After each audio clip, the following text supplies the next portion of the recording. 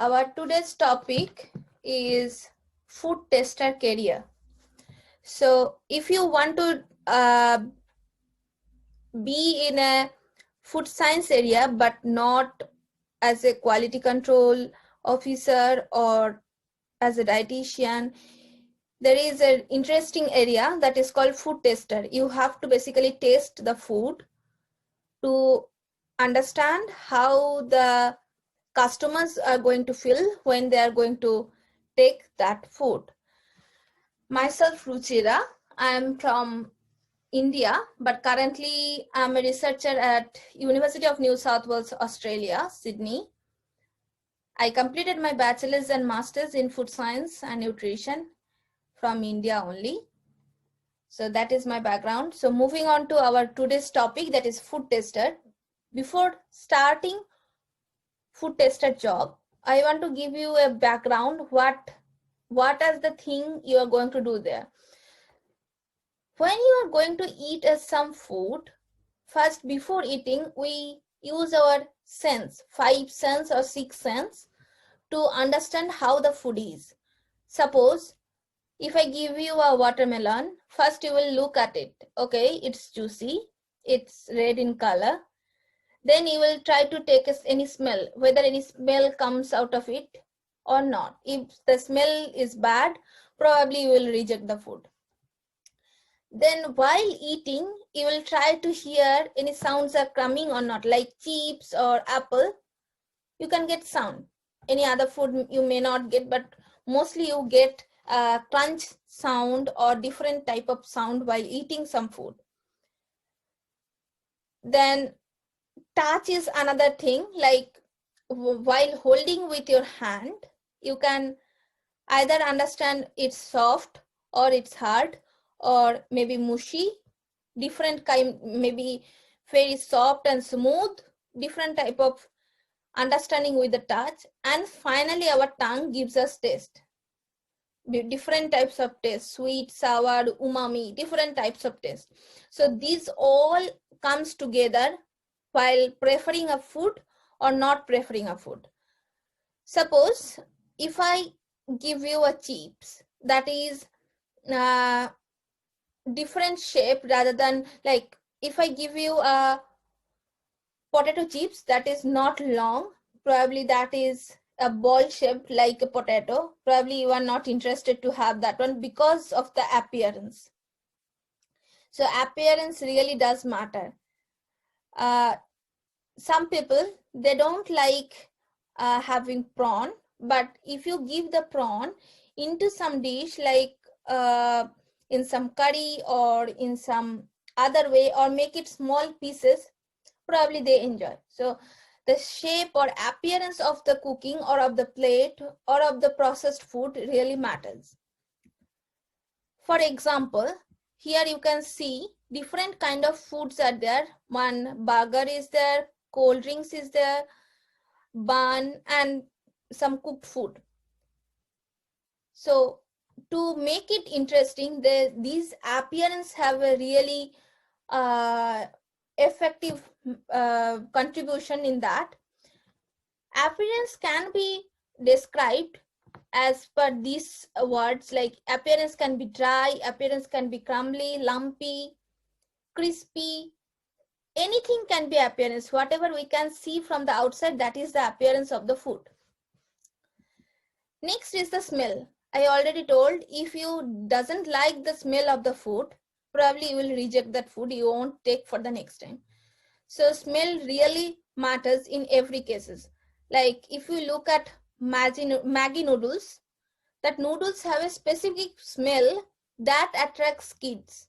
That's why kids wants to eat or take that noodles every time. If you change that noodles, probably they won't be interested on noodles because the particular smell is not there. Similar thing happens for Lays or Kurkure. They have a particular smell that attracts us every time.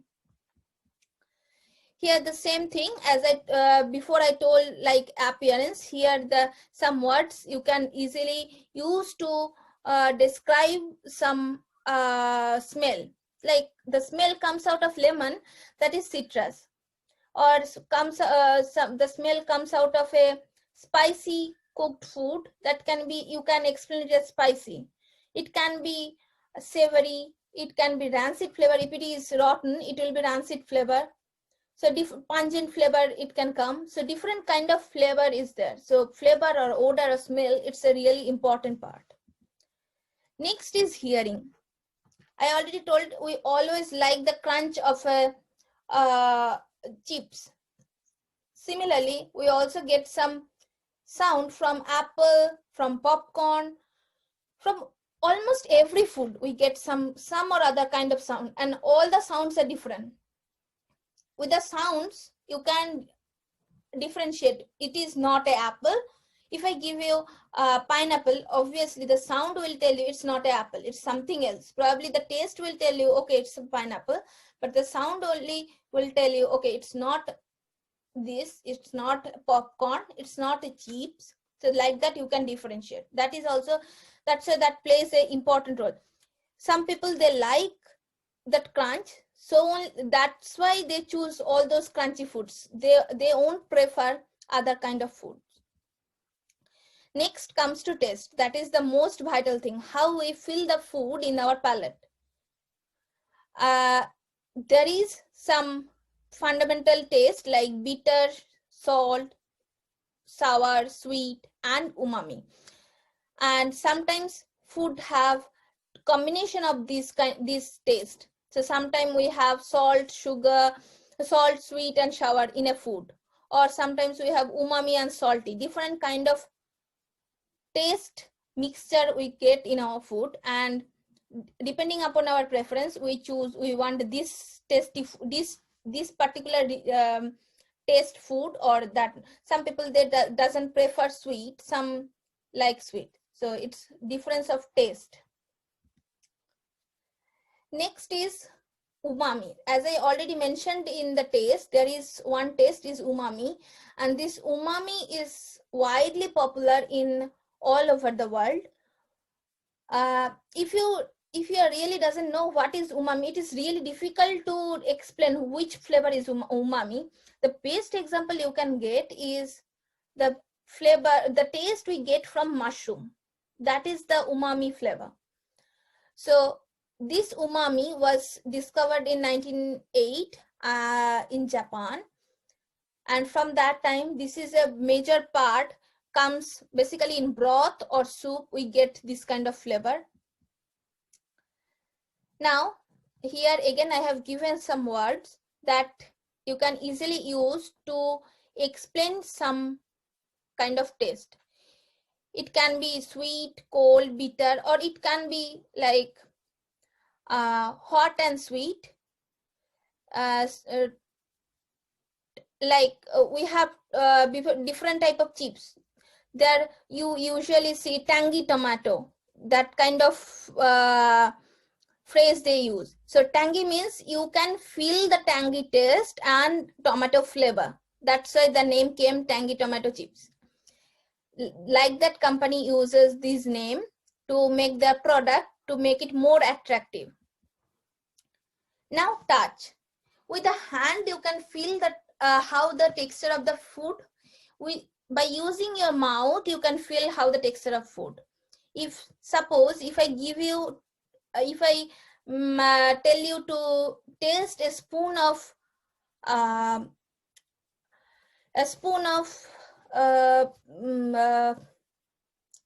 peanut butter, obviously you will say it's very smooth, it is having a mouth filling. But on the other hand, if I give you a spoon of milk powder, you will say it's powdery kind, it's sticking on my mouth, it is giving some milky flavor. So this touch in your palate, how it's going to, is it smooth or sticky, or if I give you a milk, it's running. So different kind of texture we have.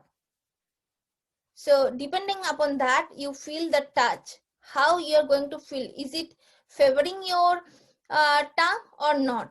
Some people, they like mouth, some people, they like powdery, chewy food that sticks in our mouth. Some people, they don't like, they like runny, that will not stick anywhere, that will give you a smoothness in your mouth. It depends, again, it depends on your preference. So depending upon texture, you can see the texture of a cupcake will be different, the texture of a salad is different, carrot texture, ice cream texture, all the textures are different. It can be crispy, it can be fluffy, rubbery, it can be mushy, sticky, soft, anything mentioned here. Now, apart from all of these, there are some more factors depending upon which you will choose whether you like this food or not. The first thing, where you ate the food before. If it is the first time, then it's fine. Otherwise, you will always try to recollect where I had this food before and how was my experience. Probably if you had a food where they don't cook it properly, or it's not that tasty, next time you will feel, no, I don't want to eat because that was not tasty. So that preference is always there. Your level of hunger, your level of satiety, and then how is your mood. If you are really in a good mood, you will like to try, you will try like trying different foods, otherwise not. Then where you are eating, is it in your home or any function, or in your hostel canteen? Obviously in hostel canteen we always think like the food is not good, so the place does matter. Then depending upon your religious belief, it depends. So everything, like our day-to-day life, whatever happens in our daily life, everything affect our taste of food, what we want to eat, food preference, all depends. So that's why while eating, all our sense helps to choose which one we want to eat, and this develops our personal likes and dislikes of food preference. And in that way, some processed food we like, some we don't like, some cooked food we like, some we don't like. So companies are really interested to know which are the food people like and which are the food they don't like. Depending upon that, they try to modify their food. That's the point where food tester plays a major role. So when you are going to start a job of food tester, your first and foremost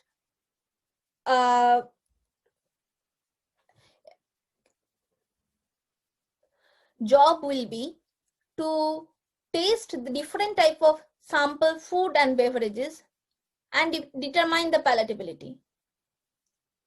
Now, you may be thinking that that food is not palatable for me, but other people, they can think that is palatable. So that's why company recruit a range of food tester, and they take an average of every person, like every food, how they are going to taste. If the food is going to get more than 4 or 5 rating, they will think, okay, vast majority of the community may like this food. Then they bring the food in the community and do community testing to understand. Sometimes in the shopping malls, they give free samples to understand how people like or dislike that product before launching in a huge amount. The next thing you are going to do is grading the food. After tasting, you have to make a grading in 9 hedonic scale, where 1 is I don't like at all and 9 is extremely liking. And depending upon that, you have to fix a market value or acceptance of the people. And finally, you have to think what improvement can be done in this food to make it more acceptable. That is the main job for you in the company. Now to do that, you need some expertise. First thing, you should be really expert, or you can really recognize all different taste and smell and all the different parameters as I mentioned before. Those parameters you have to identify very, very correctly. Then you have to be very perfect in rating. there shouldn't be any biasness. You shouldn't have any bias experience from your previously you had some food and you didn't like, so you shouldn't put that experience on while testing the food. Then you should have a real in-depth knowledge in nutrition and about different texture, appearance. With that, verbal and writing skill is really important, and identifying of different kind of food and how others can accept it, how it's going to be in others' mind, how they will think. If I give you chips and it is not crunchy, is it a chips? That kind of sense you should have. So that are these competency you should have to be a food tester. Now, obviously, it will not be a desk job. You can't get a desk and where you are doing the job. You don't need any supervising team. You have to travel everywhere, and if once you are testing the food, after that you have to come into the community and do the same job for the community, what people are saying, because you are the person who can really understand what people's thinking is, because you are a food tester. You know all the different categories, how people differentiate different food. It can be a part-time job, it can be contractual job. The time hours, it really varies. Somewhere it's 2 to 3 to 6 7 8 9. It depends on your company, and shifts are also depends on your company. Now, once you are a freshers in this area, the expected salary will be between 9,000 to 18,000, and it is a really indicative figure, so it depends on your skill, on the company for whom you are working and all. I already mentioned about food tester. Apart from food tester, you can be a liquor tester.